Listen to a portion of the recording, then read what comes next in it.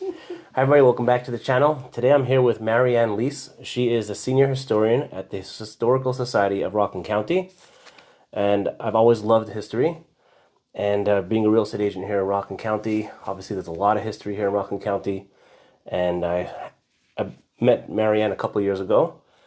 And I've always asked her a couple of questions here and there about certain historical houses and areas in Rockland County. She always answers with such clarity.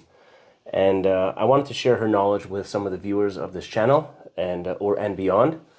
So today I'm sitting down with Marianne, and we're going to talk a little bit about Rockland County, maybe some of the historical sites, and hopefully we can learn about it and also educate ourselves and have some knowledge to educate others. The importance of preserving the history that we have here in Rockland County. So, you ready? Yes. Okay. So, Marianne, can you share a little bit about your background? Are you from Rockland County? No, I grew up in Ohio. Both my husband and I are from Ohio. I grew up on a farm near Lake Erie in north central Ohio. And my father would tell stories at the dinner table about when he was growing up. And I always liked the 1920s. It seemed like a magical time to be growing up. Why was that? I think because there was so much going on at the time, and it was interesting. He would talk about there was a big dance hall down the road from us along Lake Erie, and they would go there and have dances.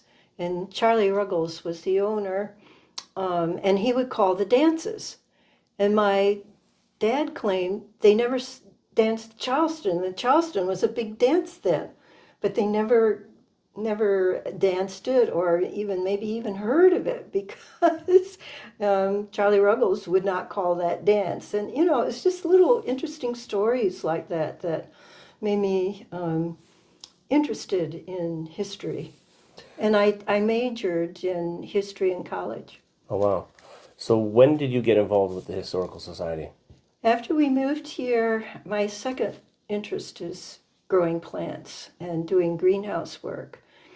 And I was working in a greenhouse in New Jersey, but when we moved up here, there was nothing comparable. So I went to my second interest was history, and I saw in the newspaper about the Historical Society of Rockland County, and I went over there, and I was so taken by the 1832 house and beginning to learn the Dutch influence here in the county. And having nothing else to do, I said, I'd like to volunteer my time here. And so I did. I worked in their herb garden, learning about herbs, and I worked in the office too, volunteer. Oh, wow. What year was that? Like, how long would you say? We moved here in 1977, and I got involved in 1977. No way. Yes. That's like 48 years, right? Is my math right? Yes. It's almost 50 years. It's almost 50 it's years. Hard to believe. Wow. So what are some of the most significant historical events that took place here in Rockland County? Oh my. For a little county, this county has a lot of history going back even pre-revolutionary, when you have the Munsee Indians who used to live here, the Lenape people, and you had then the Dutch moving in, settling, and one big family that had settled here. There were several siblings that settled in Rockland were the Blauvelt family. No way. The Blauvelts. And their name is everywhere. You see it so often here in the county. And the house that the Historical Society owns was owned by a Blauvelt family. They first acquired the land in 1741. Then you get into the Revolutionary War. You had George Washington, who made his headquarters here. You had the Continental troops marching through the county. I think the big time was toward the end of the war, when Washington and the French commander of the French troops was Rochambeau. They came through the county and down to Yorktown for the final battle of the Revolution, or final major battle. But before that, you had the Battle of Stony Point, which was a significant battle in 1779 with General Wayne. I went there. with, I went to Stony Point battlefield with my family last summer. Really interesting. Yes, it They is. have like the reenactment over there. They have some tents. If you haven't been there, you should go visit there. They have a blacksmith on site, making little nails and nice demonstration. And they have the women there that are doing different crafts, Yeah, cooking, yeah. open hearth cooking. And it's a beautiful view also from there, and there's a nice little museum. Definitely. And you have the lighthouse there also, which is the oldest on the Hudson. It was built in 1824. Yeah, they also fire the cannon. They fire a cannon. Yes. Is it every hour on the hour or twice? I don't remember. I don't know. We got to see that. That was really cool. Oh, good. Yeah. I'm glad you've been there. Yeah. So, probably the biggest change here in the county was when they built the Tappan Zee Bridge and the New York State Thruway. And also at that same time in the 1950s, you had the building of the Palisades Interstate Park or Parkway and the Garden State Parkway. But before that, in the early part of the 20th century, you had the preservation of so much land here and the creation of Harriman State Park, Bear Mountain State Park, and the whole Palisades Ridge from down Fort Lee up to Haverstraw was preserved as open space, as parkland for people to enjoy today, to hike or picnic, whatever. Yeah. It's a real treasure here in the county. That 1/3 of the county is parkland. I did not know that. It's quite a bit, and that includes not only the state park that we have, and the county and the different towns and the villages all have parks, and it's really a great place to live because of all those parks. Yeah. Even though the roads have become quite congested over the years. Yeah. But it's be able, we can look out at our window up at the Ramapo Mountains, and that's all part of Harriman State Park. Yeah. So you mentioned the Munsee Indians. Yes. Is that what Munsee is named from? I think so. I always used to tell the story that, yes, that Munsee is named after them. They have, and if you continue west, there's was it Munsee, Indiana? There are other Munsees. Was that like a tribe? Was that a tribe, or what was it like? They were a group of people. They didn't really have the same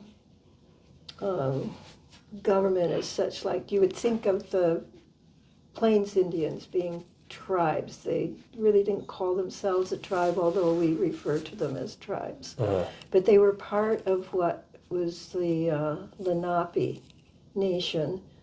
They were all part of a linguistic group of Indians that lived in this area. Wow. Of course, they were eventually forced out, or they sold their land. Right. And they did not have a sense of ownership of the land. The land belonged to everybody. Right. And they lived in bark houses called longhouses or wigwams. They would stay in one place for a while and till the soil. They grew corn and squash and beans. And when the soil gave out, they would move to another area. Interesting. They also did a lot of fishing in our streams and in the Hudson. And the Hudson had a lot of oyster beds. They would get those oysters and clams and fish. I went on this summer, I was in New Jersey with my family. We went on what's the name of the boat? An oyster schooner sailboat, and they're still doing tours. And you can get on the boat, and they tell you all about the history of the oysters. I have to remember what the name of it is, but it was a great experience. Yeah, there's another boat, the Clearwater, that I think is it out of Beacon or Poughkeepsie? Up there. they will take people out. They used to have a festival. I don't know if they still do. And they raise up the sails, and you go on it. It's a lot of fun. Wonderful. Yeah, it's a lot of fun. Great. Everybody helps pull their string, and you raise the sails, and it's fun. What's the name of it? I can't think I of don't it. know. I'm not familiar with it. And the other thing is that the county, before the Tappan Zee Bridge, even afterward, attracted a lot of artists, playwrights, authors who lived here in the county. And there's a good presence, cultural arts presence here in the county. Mm-hmm. You want to elaborate on that? Well, we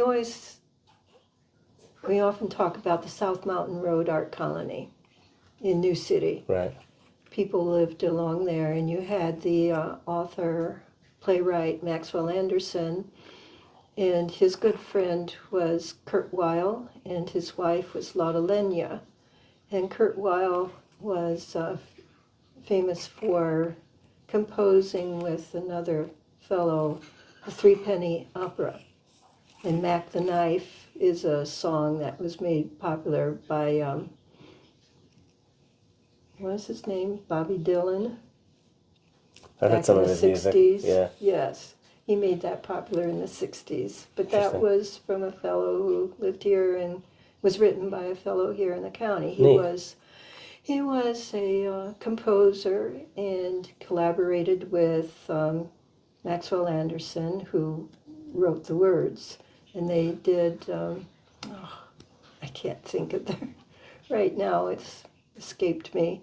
And you had a person that was involved in some of their plays, is Burgess Meredith, who lived in Pomona. Right. Yeah, his name's come up a lot. Mm-hmm. You had a lot of artists like Henry Varnum Poor, who lived on South Mountain Road, and other artists. Mary Mowbray Clark was a person who was quite well known here in the county, and she was influential in bringing a lot of people to the county. Also, you had Arthur B. Davies and his wife, Dr. Davies, who was a woman MD. That was probably rare, right? Yes, rather rare. Although I'm finding there were other women doctors, but they had a hard time getting their degrees. But they, through perseverance, they did. Wow. She served here in the county, and Arthur B. Davies and some of the people on South Mountain, well, Mary Mowbray Clark and her husband, John, were involved with the Armory Show of 1913 in New York City, which brought modern art, like Picasso, to the United States. Introduced people to modern art, and that was a significant art show. I never knew that. Yeah. That's interesting. And then you had the brick industry in Haverstraw. It was, in fact, there were a lot of brick yards along the Hudson River, and Haverstraw still has a lot of clay. The last brickyard, well, by World War II, they had closed down. Wasn't there also something with ice? And the ice harvesting. In Right. fact, there's an ice That's harvesting. in Nyack somewhere over there, right? There were Rockland Lake. Yeah, by Rockland Lake, yeah. Rockland Lake is spring-fed. The water is clear, so it made wonderful ice to be sold. It was sold around the world, in fact. That's for ice boxes. And they had the huge ice houses there. But in the 1920s, they had a disastrous fire there that closed down. In fact, there was a ice, what do they call it? Ice harvesting festival that's coming up. Ice Festival, the Knickerbocker Ice Festival. They had it several years back, but they hadn't had it for a while. But it's being revived. And there's a picture of Rockland Lake, people on the ice. But it was a big industry. Yeah. There's signs over there when you walk around. Mm-hmm. Yes, Rockland State, that's a state park. Right. We're fortunate that the state bought that. And it's part of the state system. And Wait, do they have igloos there? anyway, Oh, wow. so there are pictures here of what they had before, but they have people that sculpt ice. Wait, this is coming up, you're saying? Yes, the end of January. January, it says up at the top, I think. I gotta go. I gotta check January this out. 25th. Yes. Oh, it's really worthwhile going. And the foundations of the big, of at least one of the ice houses. That's a weekend, is still probably, there. right? So the 25th is a Sunday? Yeah. Are there any lesser known historical facts about Rockland County that you think people should know? Oh, I think it's always interesting that there's a lot that people don't know about the county. And in particular, I think it's Revolutionary War history, it's the art culture that's here. The fact that it was basically farming community up until, well, 1970s, you really had a lot of houses being built, even in the 60s. And they probably don't know about Camp Shanks. It was a huge World War II installation in Orangeburg, in Orangetown area. It took up, the army came in, bought up a lot of farms that were growing tomatoes. There were cabbages that were grown for the New York markets. And so you had a lot of men and women that came through Camp Shanks on their way to Europe. And it was a huge installation. And afterward, there was the Shanks Village, where veterans lived in the barracks. And the Historical Society published a whole book on it. Interesting. On Camp Shanks, Shanks Village. And what's with it today? It's all housing. Whoa. It's all sold, and it's basically housing. It includes Blauvelt, it includes part of Pan, Orangeburg. There is one Quonset hut left, and it serves as a museum, and you can go visit it. Oh, really? What's it called? It's the Camp Shanks Museum. It's in, I can't tell you, it's in Orangeburg. I can look it up. Yes, yeah, they have a website. Neat. And the Historical Society has loaned a lot of items to them. Such as? Oh, well, photographs. There's a whole diorama, a table that shows the layout of Camp Shanks. Uniforms. I know wow. they're there. The Historical Society of Rockland County has like there's a museum there. If I go there, what exactly is there? Yeah, there's 4 acres. Okay. And we have the 1832 Jacob Blauvelt house, built in the Dutch style. And we have a modern museum. It was completed and opened in 1977. And within the museum, we hold our collection of a lot of different items, photographs, deeds, furniture, artwork. It just goes on and on and So on. people are probably constantly bringing stuff still. Yes, we Or is get it donations, but we're limited in space, so we have to be frugal. Best of the best. Take the best of the best. We have to be careful what we take. And we also have the outbuildings. We have old Dutch style. It's a Dutch, what they call a Dutch hybrid barn, the Blauvelt barn. Wow. Are all the buildings available to be toured during the week or only certain days? Sundays, unless you make an appointment. I'd love to go there. I don't know why I've never been there. Yeah, you should. It's a beautiful site. I fell in love with it when I first went. And When's the best season to go? In the spring or the summer? Oh, anytime. Even in the winter, really? In fact, they have, and of course this is a Christian tradition, but it's a Dutch tradition. They have St. Nicholas festivals, St. Nicholas Day, and the kids come, they take off their shoes and leave them at the door to the Jacob Blauvelt house, and they go in and they hear the stories of Saint Nicholas. And then they get to meet the saint himself. He comes in riding Dressed with up. his, in fact, like if there are on Flickr, the Historical Society Flickr page, they have all kinds of pictures from St. Nicholas. And he comes in with his white horse. No way.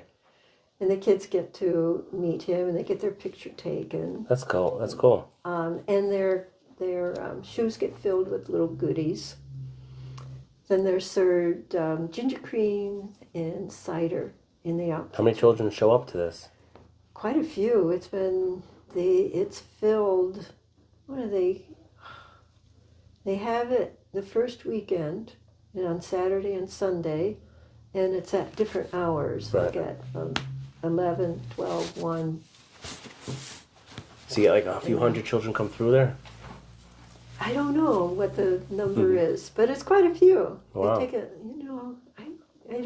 I'm not involved directly with that, so Right. I don't always know how much. That sounds nice. How many they get. But that's one of them. And then we have candlelight tours also. But I find even if you aren't a Christian, it is just worth going to St. Nicholas. Yeah, You have to sign up ahead of time just to experience how people lived and how they celebrated. Candlelight tours, if you go around in the It's only in the house. In the house. You're guided from the museum over to the house, and the house is lit up in candlelight. Oh wow. And then you have your docents that tell you about the history of the house and about the different rooms and what is in them. And then at the end, in the out kitchen, you get ginger cookies, ginger creams, and mulled cider. Wow. How does how does anybody hear about it? Is it in the papers? Like, how do people know? It used to be when we had a printed paper, you'd find out. Today, where do you advertise it on the Facebook? You have a Facebook page? We have Facebook. You can sign up for emails. You get the once a week. You'll get Updates, what's going on. yes, but there's something called Flashback Friday. One of our Oh, I seen that. You post an old photo. yes, and also their I think I'm on the Facebook. transcription of what happened in the newspapers, what was reported in the papers like 150 years ago, 100 years ago, 75 years ago, 50 years ago. Yeah, I think I might be on. I think I might be on the Facebook page. Do you post like sometimes like a cop with his car from like 50 years ago? Is that a It different, might be. or is that a different Facebook page?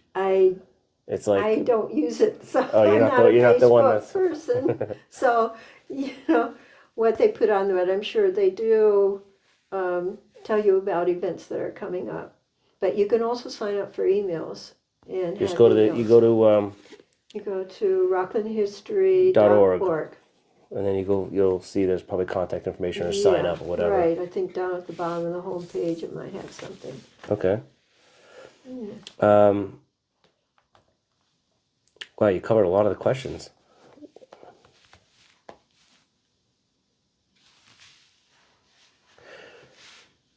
I wonder if you could just elaborate a little bit more about, what role Rockland County played in the American Revolutionary War. I know you mentioned a couple of the battles that happened over here. Mm-hmm. Did the local people get involved? Like, how did that work? Yeah, there were quite a few who served in the army, and this is considered like no man's land. And so you had the British who really didn't come inland too far. They mostly came ashore to get provisions. They would steal cattle, take whatever they could find, and so you had something called the shore guard, and the head of that was N. Hawks Hay. They were always on the alert for the British who might be trying to come ashore to get provisions. And as a result, his house, he lived in Haverstraw, his house was burned during the Revolution. The Why would they burn it?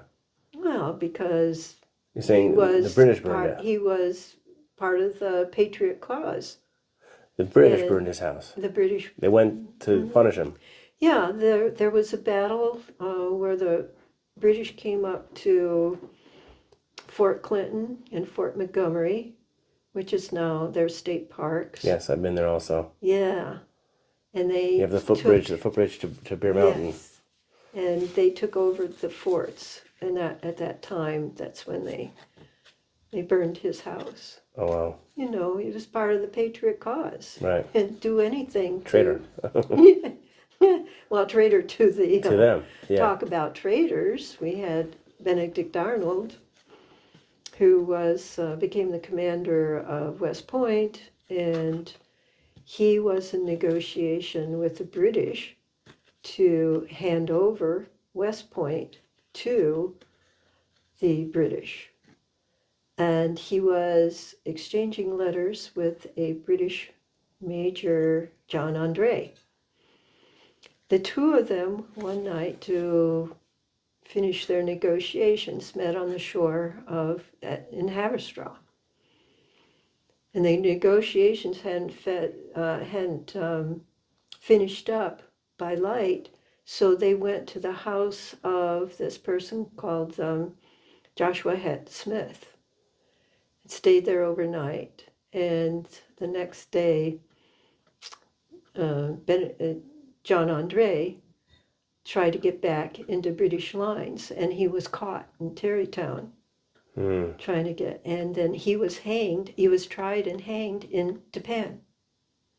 You had all the generals, the major generals, at the trial there in Japan. Washington was staying in the DeWint House. I've never been there. Yes. I want to go there. That's our oldest extant house in the county. It's only open certain days, certain times. Every time I want to go, it's not open. Oh, yes, that's right. They have a website. I think the carriage house is usually, I don't have to go there. I wanted to go there for a while now. I haven't been there in a while. Usually I could go there, and there's a couple that live in the carriage house, and they will open up the house for you. So I had heard they had retired, but I'm not sure. It's been a while since I've been there. When I have company, I like to take people there. Yeah, looks nice, the grounds. It's beautiful. It's owned by the Masons. The Masons acquired it. Yeah. But they bought that place because George Washington was a part of it, and he was a Mason. Right. So you were saying, so they hung... Yeah, they hanged John André on the hill. There's, if you take Old Tapan Road out of Tapan, and there's a road called André. It's named André Hill, and you go up there. There's a monument there. He was hanged there and buried there, but in 1821, his body was moved back to England, and he's buried. He's in Westminster. But what's over here, over there on the hill? Anything there still? There's a monument. This is where he was hung? Mm-hmm. Wow. Right. It's fenced in.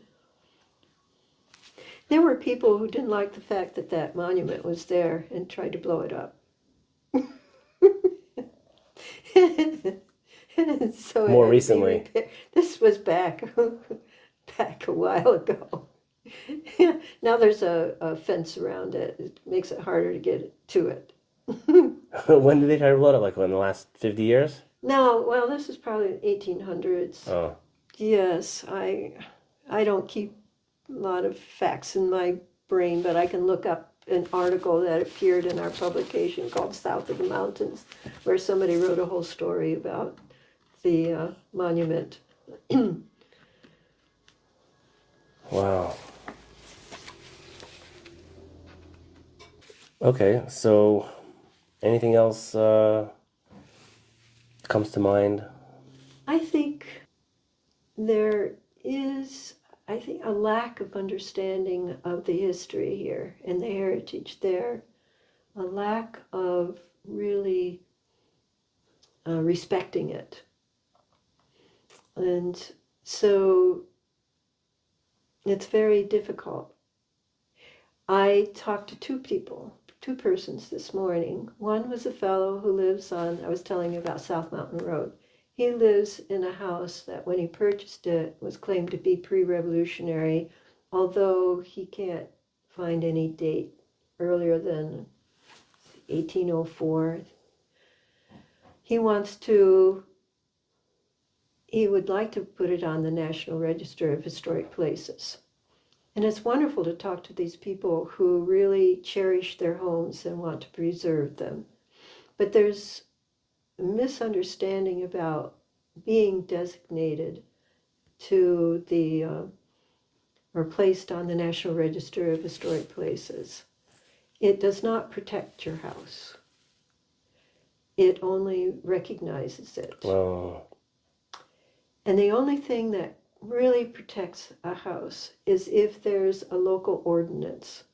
And Clarkstown does have a local ordinance, so that you could have your house be designated. And you work with the local, the historian, and you work with their historic review board. And it has to be approved by the town board. So once it's approved and it's designated, then there are protections. but Rockland doesn't have anything like that? Rockland, in New York State, there's home rule, but it's not the county that has jurisdiction over land, except for what it owns. Only county property can it designate something as being historic. So how does Clarkstown do that? And Clarkstown, as a town, it passed an ordinance, a historic preservation ordinance, so that you can have your house designated. And in that house, if a person, homeowner, wants to make changes to it, it has to go through the board. So in theory, Rockland can do a similar thing, I would imagine. The county? Yeah. No, it can't. Why? Because it doesn't have land use rights. Clarkstown does? Yes, the town does, and the local municipalities do. So you have the 5 towns, Right. which are Orangetown, Clarkstown, Right. Haverstraw, Stony Point, Ramapo. The ones that Orangetown has a historic preservation law. Clarkstown has one. Some of the, the village of Montebello has So Ramapo historic could, in preservation. theory, do it. If they wanted to, but there isn't the interest Right. to do it. So we're always fighting all the time, or hanging our heads because when we see a historic site get demolished. And so I was telling you about the one in Munsee. There's another one behind the town of Ramapo called Dogwoods, and it was a home of Ralph and Myrtle May Borsodi. He was an economist, and he really pushed for back to the land living. He thought that the industrial age was just making people cogs in a wheel. So he established a couple of communities here, and he did this in other parts of the country too. One is Bayard Lane off of 202, which is part of the village of Montebello and Suffern, and Van Houten Fields in Pearl River, Nawashon area. Mm-hmm. And his house, everything, the people built their own houses. They're made out of stone. And the Borsodis built their own house, and we put a historical marker there.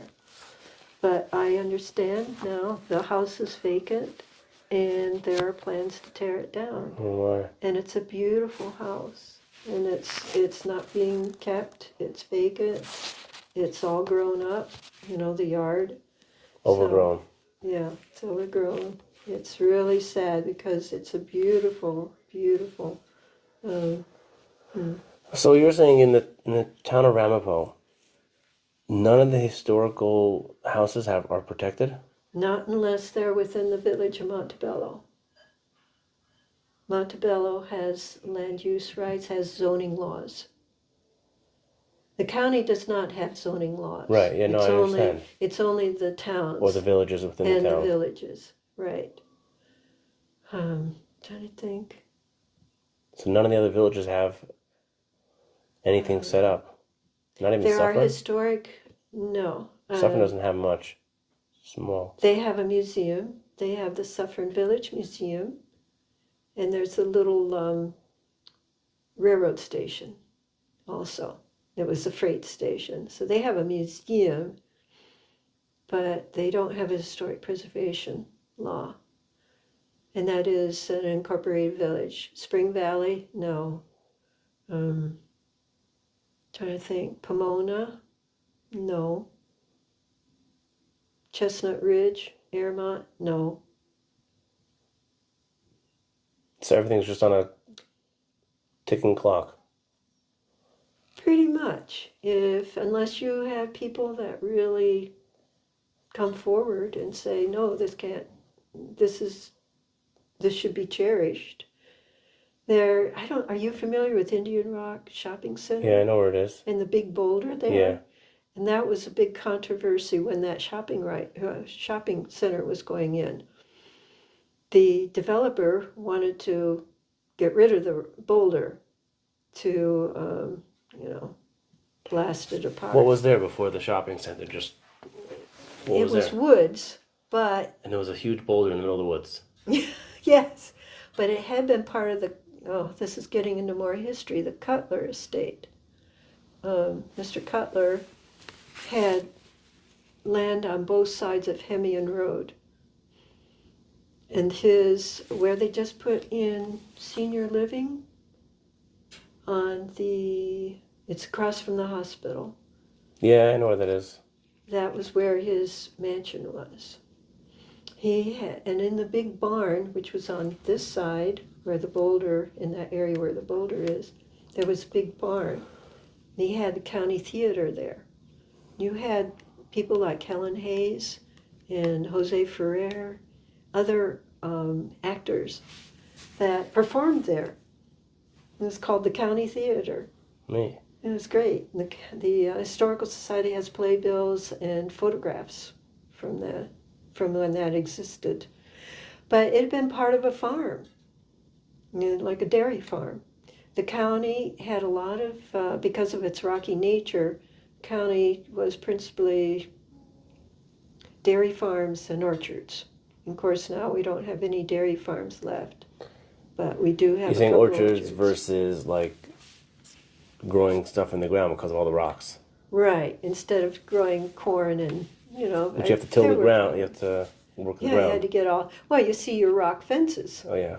Or your what rock are those walls. all about? Those rock walls. Pardon me? What are those rock walls all about? In order for the farmer to work the land, he had to clear out those rocks. And where do you put them but along the roadway or along your property lines? They were also used to keep cattle in. That's what I thought. That's what I heard. Yeah. But that's interesting though, because a lot of times these rock walls don't have, at least in today's property lines, they don't reflect the property lines at all. Well, some of them do. Yeah. I find they do. In fact, sometimes I find out where a property line used to be. Or maybe that's what it was, where it used to be. Or it could just be a wall where they were keeping pastures in or whatever. Yeah, it might be. Yes. Yeah. So. The rock. Oh, the boulder. So there was an outcry. And Craig Long, who is the historian for the town of Ramapo, he talked to the mayor and said, I don't want to see that rock to go. And the mayor What said, was so special about the rock? It had, well, number one, it's believed to have been an Indian meeting place. Oh. Part of the trails, major trail, Indian trail that was used, that includes Spook Rock, which is down the road here, and that they would leave their that they believed it was inhabited by spirits. They would leave tobacco there as sort of an offering to the spirits. Where's there? By that rock? So, at that rock, and also at Spook Rock. What is Spook Rock? What's the origin of that name? Well, there's a legend, folklore, that says that there was a Dutch farmer, and he angered the local Indians, and they sacrificed his daughter on the rocks there, and that her spirit still lives there.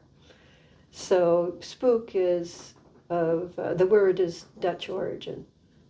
They call it Spook Rock. What does spook mean? It ghost or spirit. Oh, like Yes, a spooky. Yes. On which rock? Not the Indian The rock. one down here at Spook Rock Road and Highview and Airmont Road in Spook Rock. Are you familiar? It's on the corner there. Is a rock there? Yeah, it's a pile of rocks, really. And it's been, with the widening of the road, a lot of it was chipped away. But the Historical Society owns that spot. Huh. And now there's a yeshiva bought that property that surrounds it. They I want to go check that out. But that's a pile of rocks. That's the legend. That's how it got the name. Yeah, it's up on it's, right, it's a legend.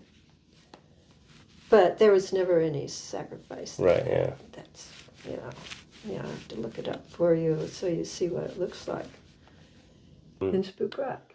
Yeah. It's on the It's on the left side. left side. Yeah. And I did an open house. I sold a house on Highview a Oh, few months ago, and I had to put open house signs over there. I saw that. there. You're not able It to was- actually see it. But Yeah. the roadway used to be up here. And back about 1990 or so, they were having so many accidents there because you came up Airmont like this, and people would make a left turn and not really look down the hill, and all of a sudden a car would come up. It's like there was a blind spot there. So they dug it out. So they lowered the intersection considerably. Yeah, and that's a retaining wall they built. Right. Wow. But it made it a lot harder to clean because it's so steep. And there's a narrow ledge to get around to do any work on Is that the this. plaque on it? That little... Yeah, Oh, cool. that was put there by well, I think it's etched into the rock, Spook Rock, and then this just indicates that it was donated to the Rockland County Society, which is a predecessor to the Historical Society. Yeah. So again, the Indian rock. So they wanted to preserve the it. Indian rock. So when there was a meeting, a village board meeting, the mayor said, well, there's going to be a planning board meeting coming up, or zoning board, or whatever, I suppose planning board.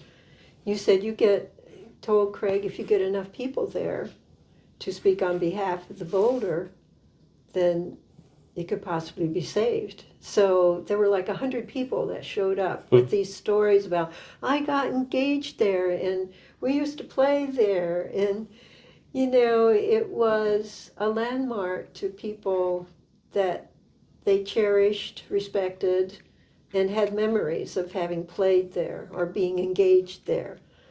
And the planning board then decided, no, the rock's going to stay, and the developer, have to Work around the rock. around it. And so that's what they did.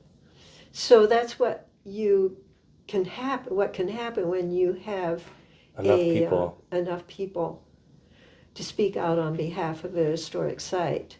So how does the Historical Society work to preserve historical sites and landmarks in the area? Aside from, I guess, giving historical recognition to sites? Well, we do have a historical marker program. We don't usually go out and fight for, there are individuals that within their own they might do that, but we advise people, we tell people how they can get their house on the National Register. We can help them with that. if they would like a historical marker placed, we can do that for them. I was trying to see. I thought this one had. And you don't fight because it's just, you don't feel like it's going to go anywhere. It takes a lot of energy, number one. We have a staff that is just operating that site in New City. Is it all volunteers? Full-time. We do have a full-time staff. We have an executive director. We have a person who's in charge of education programming. Right now, I am the acting curator. We used to have a curator, professional curator on staff, and I've been the acting curator. And we've hired a person that is more or less in development. Yeah, here's some of our historical markers. There's one at Pomona, at the Pomona the school Village Hall, and one at Pignol School. The Pomona, this is actually an interesting one that I heard. Camp Hill. The Pomona Village Hall used to be a schoolhouse, right? Yes. And it's Camp Hill because during the Revolution, after the Battle of Monmouth in New Jersey, it is said that Lafayette moved his troops up through Rockland and encamped there overnight before they went on over across Westchester. So they camped there, and that's how I got the name Camp Hill. Mm-hmm. They camped there. That was in 1778, I believe. There's a story that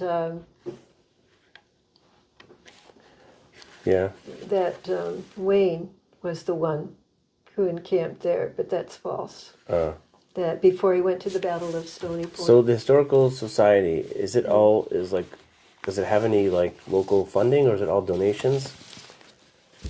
We get some funding from the county, from the tourism, for some of our events, and also helps pay for our publication. We have events, we have membership, we have... What does a membership cost? Or we could just look it up. It's $75, is it? A family? For a family, it's 35 for seniors over 65. Students are 100, and students. No, 60, that's business. That's okay. Students, 50 for 75 family, 50 for individual. Wait, it's too far away. Right here. Okay, so it's the basic membership is 75 a family, 50 an individual, 35 for senior and student. Yeah, I think that's right. Because I think they had upped it.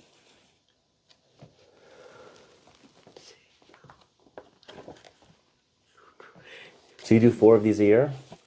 Yes. Cool. Yeah.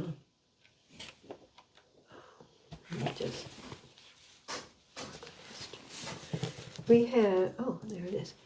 The other thing we have, in terms of history and preservation, we have an annual dinner that we sometimes will honor, like we honored the Lafayette Theater. Oh, that's cool. I've been there. Yeah.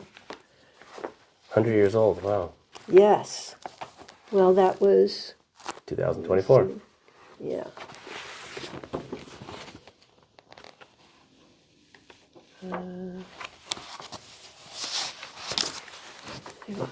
There we go. We have a historical house tour. We just had one in Japan that went very well.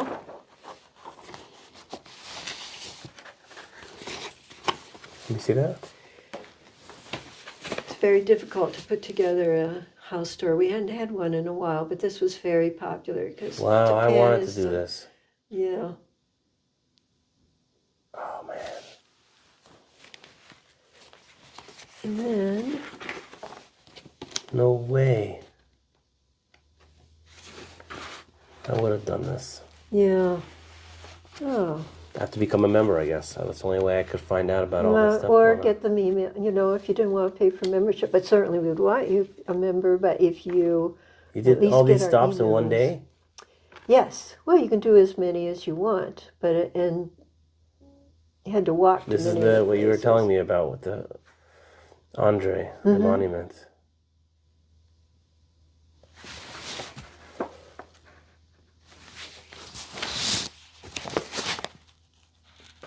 Let's see.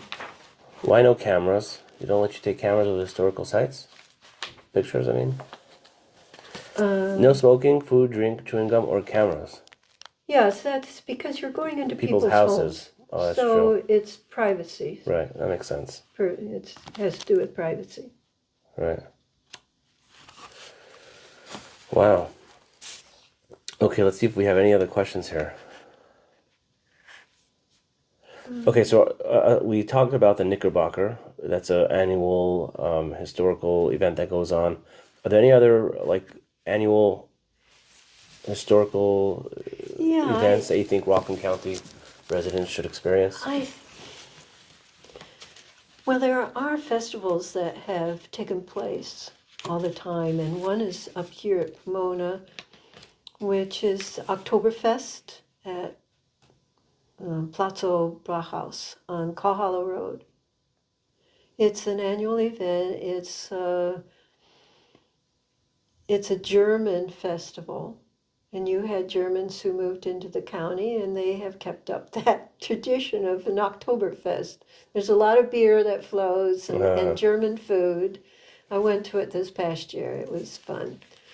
And they have the Pop band too, a brass band that plays. Nice. Tappantown has had a festival, and I don't know if they still have it, where they have a lot of crafts, but a good place to go if you're interested in colonial crafts or learning a little bit about how people used to live in colonial days is to go down to the Gooch's, is it the Hopper Gooch's house in Upper Saddle River? It's on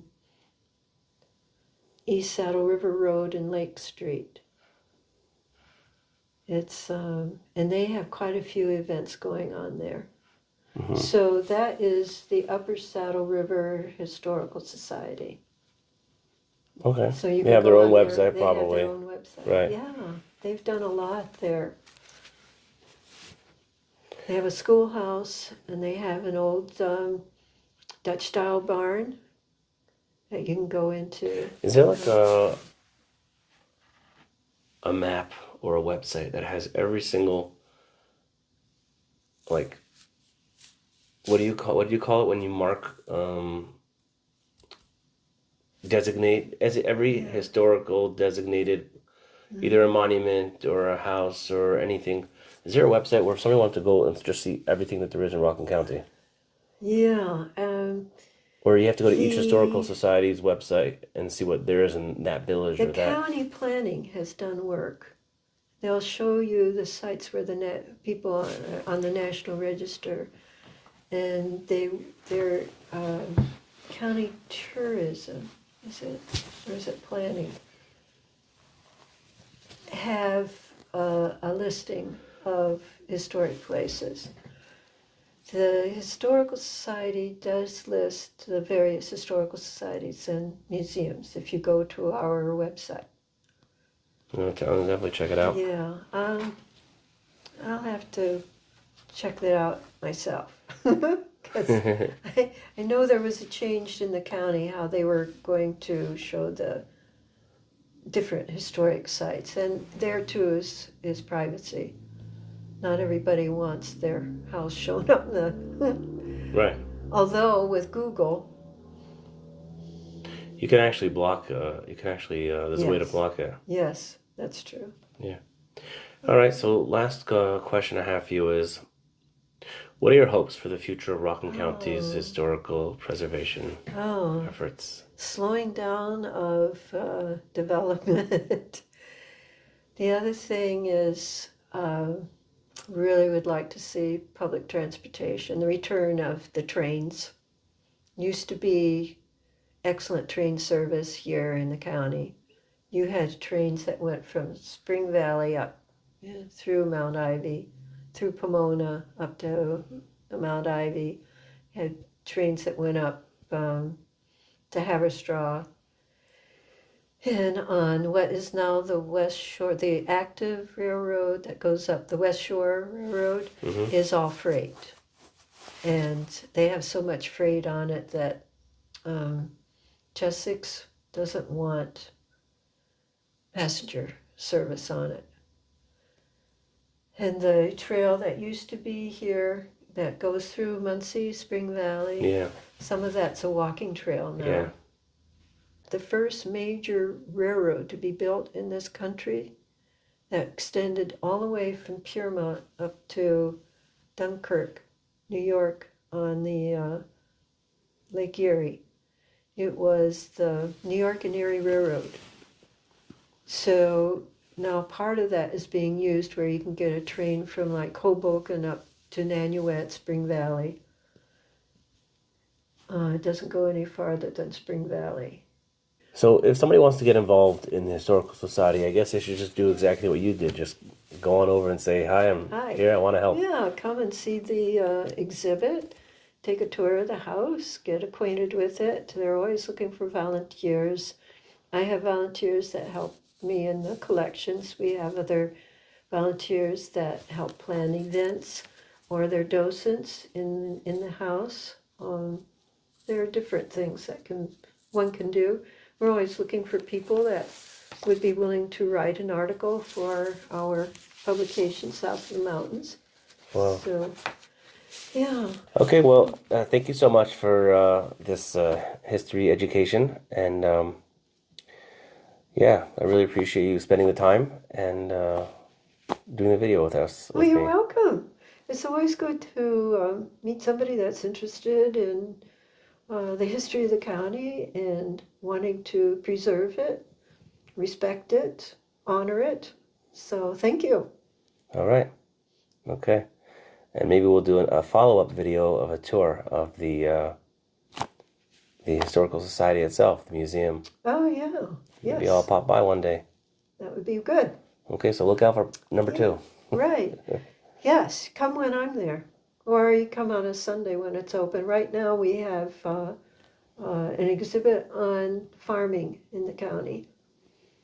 Cool. So that's probably till the end of March. All right. So I'll be in touch with you when when's a good time to come. Okay, good. All right.